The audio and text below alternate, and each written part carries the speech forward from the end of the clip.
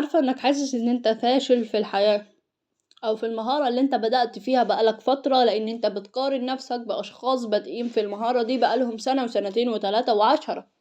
انت مش فاشل، بس انت لسه ما وصلتش للليفل اللي هم وصلوا له، او الليفل اللي انت بتقارن نفسك بيه.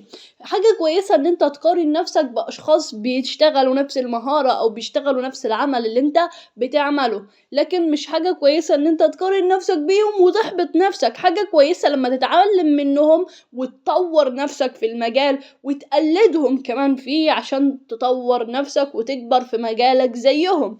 لكن لو استخدمت المقارنة عكس كده وقلت هما ناجحين وانا هوصل وانا مش هوصل للمستوى اللي هما فيه، هتحبط نفسك وعقلك هيصدق ان انت فاشل، وانت مش فاشل صدقني، انت شخص ناجح، بس الظروف مأثرة عليك شوية. بلاش احباط يا شباب، بلاش تحس ان انت فاشل او مش قادر او الناس على، لا، كل شخص له ظروف حياته، كل شخص له حياته، له مسيرته في الحياة، له ظروف مأثرة عليه، له بيئة عايش فيها معينة غير بيئتك، فما تقارنش نفسك.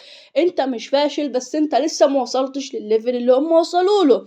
لما بتتطور في المهارة وتعيش مع المهارة وتتعلمها في وقت كبير، هتكون زيهم وأحسن إن شاء الله. بلاش إحباط، بلاش تحبط نفسك، بلاش تحسس نفسك إن أنت فاشل. أنت مش فاشل خالص، أنت إنسان مهم.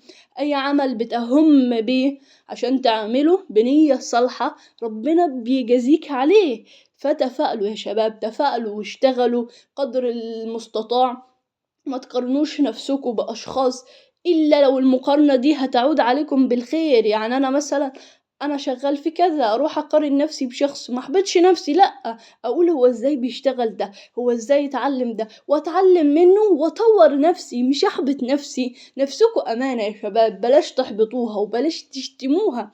في أشخاص صح بيشتموا نفسهم ويقعد يكبت في نفسه ويقول أنا فاشل، أنا مش هوصل، أنا لأ، وأن لنسى للإنسان إلا ما سعى، فاسعى واجتهد وربنا هيوصلك أكيد. ما تفقدوش الأمل يا شباب في نفسكم، ربنا معاكم دايما وربنا يوفقكم جميعا إن شاء الله.